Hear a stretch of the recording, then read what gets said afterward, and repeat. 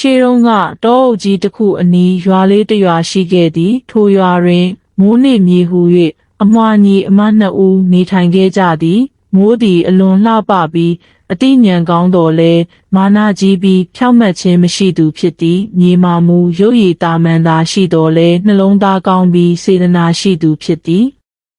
တနေ့တွင်ရွာသားများအကြားကြော်ကြားတွေ့ခဲ့သောညံစမ်းပဟေနီကြီးတစ်ခုဖြေဆိုနိုင်သူအားရွာထိပ်ရှိရွှေဖျားစေတီတော်မှရွှေရတနာအမြောက်များပေးအပ်မည်ဟုသောသတင်းတစ်ခုပြန့်နှံ့လာခဲ့သည်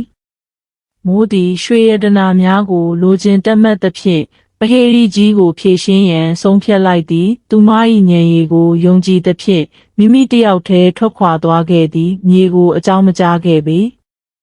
လမ်းခရီးတွင်မိုးသည်အဖိုးကိုတဦးနှင့်တွေ့ဆုံခဲ့သည်သမီးလေးရဲ့အဖိုးကိုကူညီပါလားအဖိုးရဲ့တုတ်ကျိုးသွားလို့လမ်းလျှောက်ဖို့ခက်နေတယ်ဟုအဖိုးအိုကတောင်းဆိုခဲ့သည်ကျမမှာအရေးကြီးတဲ့ကိစ္စရှိတယ်အဖိုးအတွက်အချိန်မပေးနိုင်ဘူးဟုဖြေကြားကမိုးသည်ဆက်လက်ထွက်ခွာသွားခဲ့သည်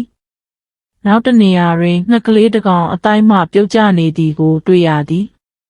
ကျေးဇူးပြု၍ကျွန်ုပ်ကိုကူညီပါကျွန်ုပ်၏အတောင်ပံထိခိုက်နေပြီးအတိုက်သို့ပြန်မတက်နိုင်ပါဟုငှက်ကလေးကတောင်းပန်သည်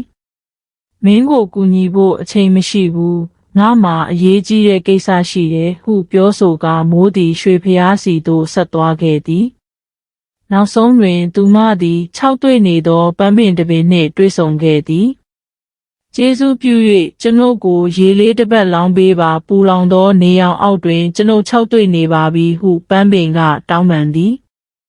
ရေရှာရတာအချိန်ကုန်မယ်ငါမှာအရေးကြီးတဲ့ကိစ္စရှိတယ်ဟုပြောကာသူမသည်ရွှေဖျားစေတီစီသို့ဆက်လက်ထွက်ခွာသွားခဲ့သည်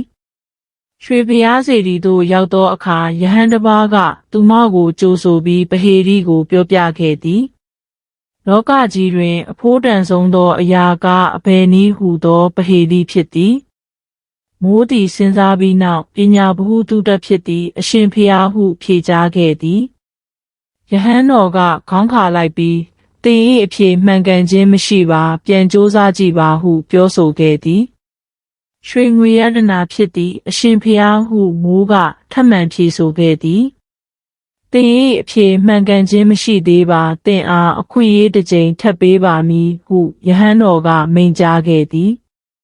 မိုးသည်တတိယအကြိမ်စဉ်းစားတော်လဲအဖြေကိုမတွေ့နိုင်ခဲ့ပေစိတ်ပြက်လက်ပြက်ဖြင့်ရွာသို့ပြန်ခဲ့ရသည်ရွာသို့ပြန်ရောက်သောအခါမြေကလည်းပဟေရီဖြေရန်ထွက်ခွာသွားကြောင်းကြားသိရသည်မိုးသည်မြေအပေါ်စိုးရိမ်ပူပန်မိတော်လဲညီမငယ်၏ဉာဏ်ရည်ကိုတိတ်မယုံကြည်ခဲ့ပေမြေသည်လမ်းခရီးတွင်တုတ်ကောက်အိုနှင့်တွေ့ဆုံခဲ့သည်သူမသည်အဖိုးအိုအားကူညီရန်ရက်တန့်ပြီးတုတ်အသစ်တစ်ချောင်းရှာဖွေပေးခဲ့သည်ကျေးဇူးတင်စကားဆိုကာအဖိုးအိုကမြေအားတစ်သားဖန်ထည်လေးတစ်ခုလက်ဆောင်ပေးခဲ့သည်ဒီဖန်ထည်လေးကအသုံးဝင်လိမ့်မယ်သမီးထဲမှာဘာရှိလဲဆိုတာကိုတင့်တော်တဲ့အချိန်ကြာမှဖွင့်ကြည့်ပါဟုမှာကြားခဲ့သည်သူမဆက်လက်ခရီးနှင်ရာငှက်ကလေးနှင့်တွေ့ဆုံခဲ့သည်မြေသည်ငှက်ကလေးကိုအတိုက်ပေါ်သို့ပြန်တင်ပေးခဲ့သည်ငှက်မလေးကကျေးဇူးတင်စွာဖြင့်အမွေးတောင်လှလှလေးတစ်ချောင်းလက်ဆောင်ပေးခဲ့သည်ဒီအမွေးလေးကိုကင်ထားပါတင့်တော်တဲ့အချိန်မှာအသုံးဝင်လိမ့်မယ်ဟုငှက်ကဆိုခဲ့သည်နောက်ဆုံးတွင်၆တွေ့နေသောပန်းပင်နှင့်တွေ့သောအခါသူမသည်ချောင်းစိမ့်မှရေကိုခတ်ယူပြီးပန်းပင်ကိုလောင်းပေးခဲ့သည်ပန်းပင်သည်ချက်ချင်းပင်ပွင့်လန်းလာပြီးအလွန်လှပသောပန်းတစ်ပွင့်ပွင့်လာခဲ့သည်ဒီပန်းကိုယူသွားပါဆောင်ထားရင်တင့်ကိုကူညီပါလိမ့်မယ်ဟုပန်းပင်ကပြောဆိုခဲ့သည်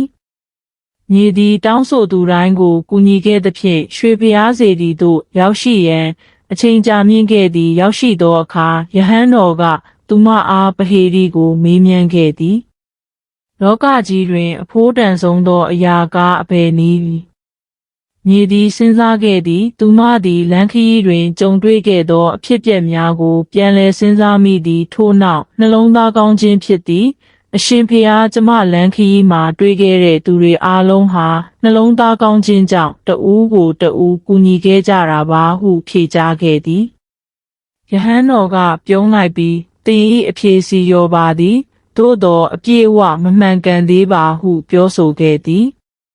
ထိုအခါသူမ၏အိတ်တွင်းမှပန်းတပွင့်ရုတ်တရက်တောက်ပလာခဲ့သည်ထိုပန်းပွင့်သည်သူမ၏ခြေရင်းတွင်ကြာရောက်ခဲ့ပြီးအပြာရောင်လင်းနှန်းများထွက်ပေါ်လာခဲ့သည့်အကြောင်းမှာပန်းပွင့်သည်အဖိုးကိုပေးသောဖန်တယ်လေးနှင့်နှစ်ကလေး၏အမွေးတောင်နှင့်ထိတွေ့မိခြင်းကြောင့်ဖြစ်သည်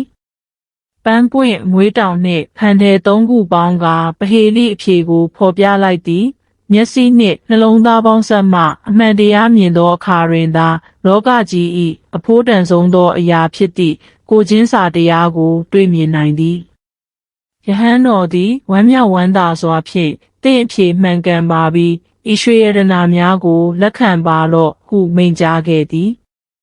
မြေသည်ရွှေရတနာများကိုယူဆောင်ကာရွာသို့ပြန်လာခဲ့သည်ဒဏ္ဍာရီပဟေနိကြီးကိုဖြေဆိုနိုင်ခဲ့သည့်အပြင်သူမ၏ကူညီမှုများကြောင့်တောင်ထိပ်မှရေအိုင်လေးတစ်ခုအပေါ်ထွက်လာခဲ့ပြီးရွာသားများအားလုံးရေရရှိခဲ့ကြသည်မိုးသည်မြေ၏အောင်မြင်မှုကိုသိရှိသောအခါမနာလိုဖြစ်မိပြီးညီမကပညာမတတ်ဘဲနဲ့ဘလို့ဖြေမှန်ရမှာလဲဟုဆိုခဲ့သည်မြေကအပြုံးဖြင့်ပညာကစာအုပ်ထဲမှာပဲရှိတာမဟုတ်ဘူးအမရဲ့ကိုချင်းစာတရားနဲ့စေတနာတွေလည်းပညာတစ်မျိုးပဲဟုပြန်ဖြေခဲ့သည်မြေသည်ရရှိလာသောရွှေရတနာများကိုအမဖြစ်သူနှင့်ရွာသားများအားမျှဝေပေးခဲ့ပြီးသူတို့အားလုံးသည်ယခင်ထက်ပိုမိုချမ်းသာကြွယ်ဝစွာနေထိုင်ခဲ့ကြသည်မိုးသည်ထိုအဖြစ်ပြက်မှသင်ခန်းစာရခဲ့ပြီးနောင်တွင်ပိုမိုကောင်းမွန်သောလူသားတဦးဖြစ်လာခဲ့သည်နှလုံးသားကောင်းမှစစ်မှန်သောပညာအွန်ဖြစ်ထွန်းကြောင်းကိုသူမသိရှိနားလည်လာခဲ့ပြီးညီမဖြစ်သူ၏နီလန်းကိုလိုက်နာကျင့်သုံးခဲ့သည်ဤပုံပြင်မှသင်ခန်းစာမှာပညာဗဟုသုတတစ်ခုတည်းဖြင့်မလုံလောက်ကြောင်းအသိဉာဏ်နှင့်နှလုံးသားကောင်းတို့ပေါင်းစပ်မှသာစစ်မှန်သောဉာဏ်ပညာရရှိလာကြောင်းဖြစ်ပါသည်